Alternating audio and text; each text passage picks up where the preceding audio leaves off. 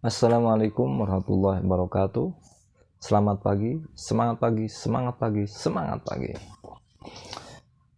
Pada kesempatan ini sedikit kita akan bercerita tentang cash flow kuadran yang disampaikan oleh Robert Kiyosaki di dalam bukunya, bahwa manusia secara umum itu dibagi kategorinya menjadi 4 bagian. Yang pertama ada yang disebut dengan employee, artinya seseorang untuk menghasilkan uang maka dirinya harus bekerja terhadap orang lain atau bekerja di perusahaan milik orang lain. Kategori yang pertama ini maka hanya berada pada posisi aman saja, artinya ketika dia bekerja maka dia akan menghasilkan uang. Tetapi untuk kebebasan waktu maka ini tidak, seolah-olah tidak memiliki kebebasan waktu. Kenapa? Karena di perusahaan tersebut kita akan diikat dengan aturan-aturan. Jam masuk harus jam berapa, jam pulang harus jam berapa, hari libur kapan, itu diikat, diatur. Tidak bisa semena-mena, tidak bisa asal-asalan kita bekerja di sebuah perusahaan. Ketika sakit kita harus izin, ketika mau cuti kita juga harus izin. Itu disebut employee. Menghasilkan uang kah? Jelas, ketika kita menjadi seorang employee, seorang karyawan, maka kita akan menghasilkan uang yang disebut dengan gaji bulanan. Ada bonus-bonus nanti, tunjangan, hari raya, dan lain sebagainya. Tapi zona aman ini dibatasi oleh waktu. Kenapa? Setelah ikatan perjanjian itu terpenuhi, kontrak kerja kita selesai, maka kita akan selesai juga menghasilkan uang. Artinya tidak berkepanjangan.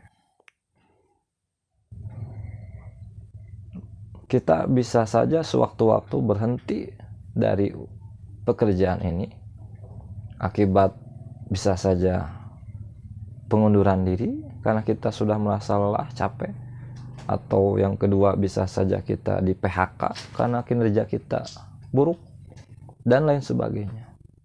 Artinya kita tidak berkesempatan untuk bekerja sepenuh usia kita di perusahaan tersebut, sehingga memungkinkan satu hari kita akan terputus dari penghasilan kita karena kita sudah tidak bekerja lagi di perusahaan itu.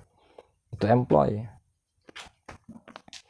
Yang kedua ada yang disebut dengan self-employed, artinya kita membangun usaha sendiri, kita membangun perusahaan sendiri atau membangun toko sendiri, dan kita bekerja di toko kita sendiri, di perusahaan kita sendiri sebagai karyawannya. Contoh, kita buka warung, kita juga yang belanja, kita juga yang jaga warung, ya. Tapi untuk siapa? Untuk kita juga penghasilannya. Nah, perbedaannya dengan employee, kalau self-employed itu tidak terikat oleh waktu. Jadi kalau usahanya milik kita, kita bebas kapan kita mau buka, kapan kita mau tutup, ya. Itu terserah kita. Modalnya pun terserah kita. Mau dengan modal berapa dimulainya usaha itu.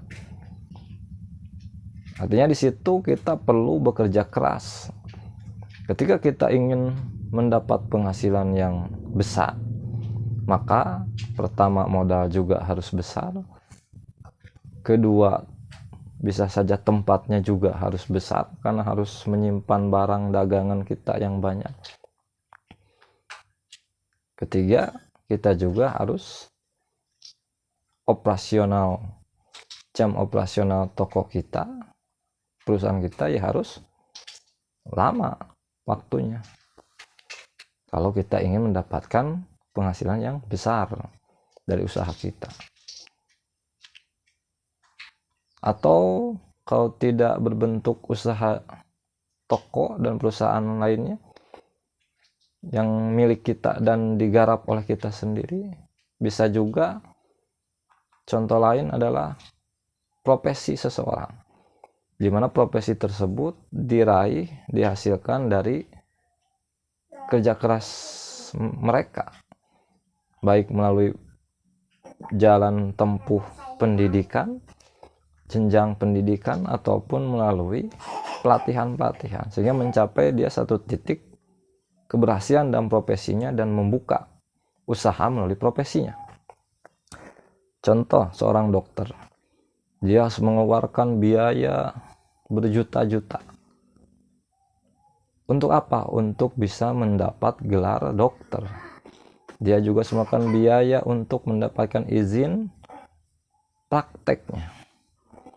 Setelah mendapatkan izin praktek, dia membuka praktek, maka dia bekerja di tempat dia sendiri.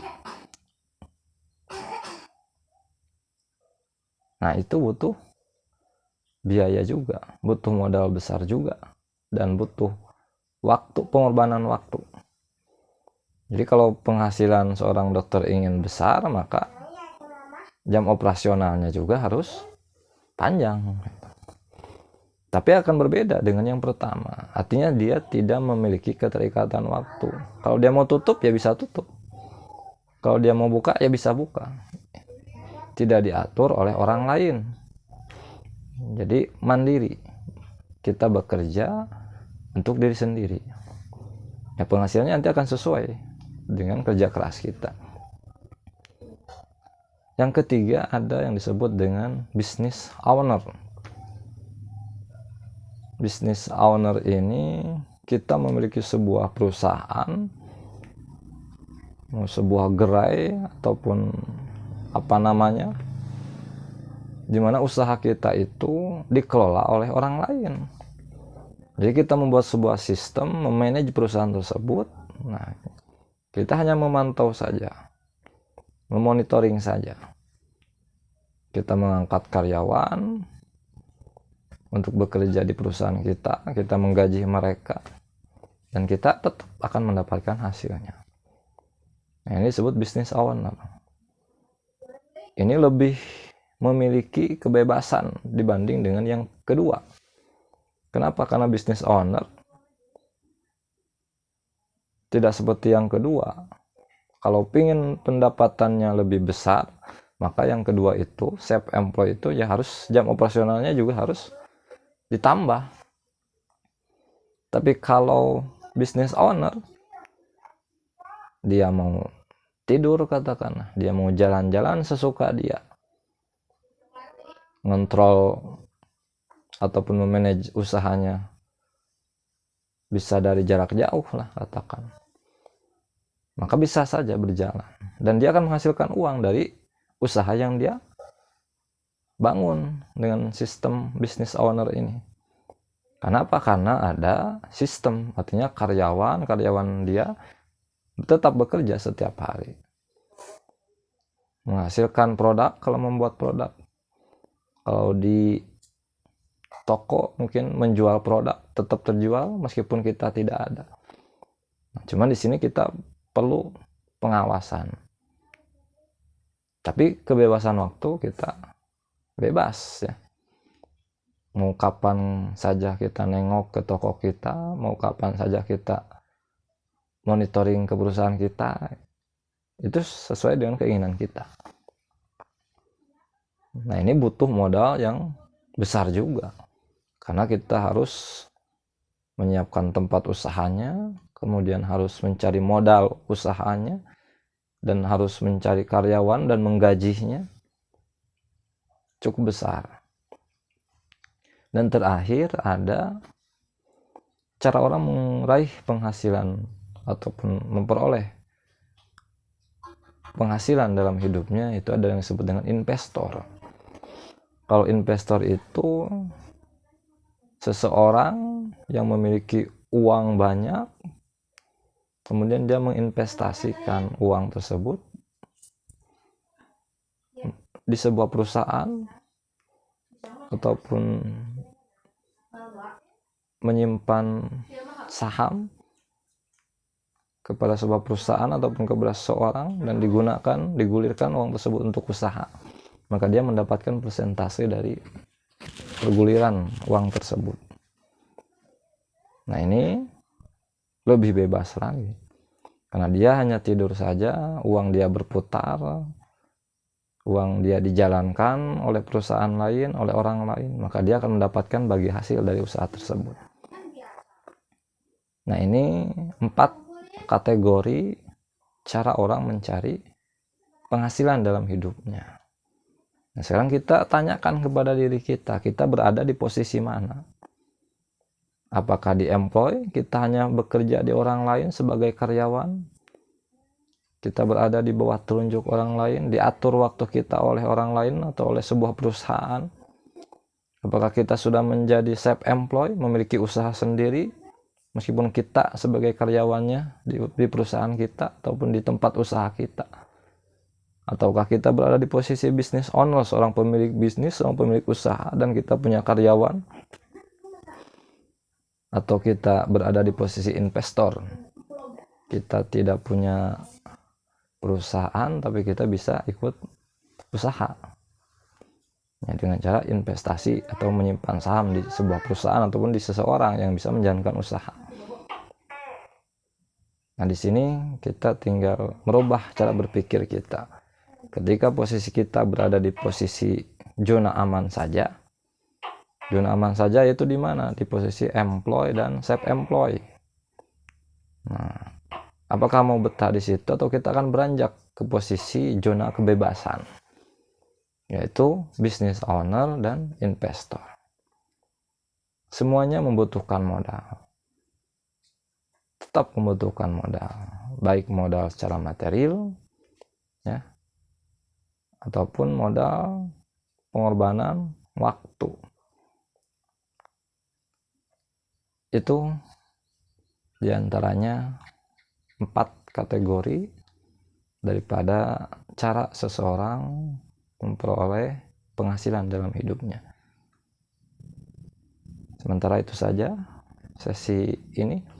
Nanti kita akan lanjut dengan sesi berikutnya. Terima kasih. Wallahul muwaffiq ila aqwamit thoriq. Wassalamualaikum warahmatullahi wabarakatuh.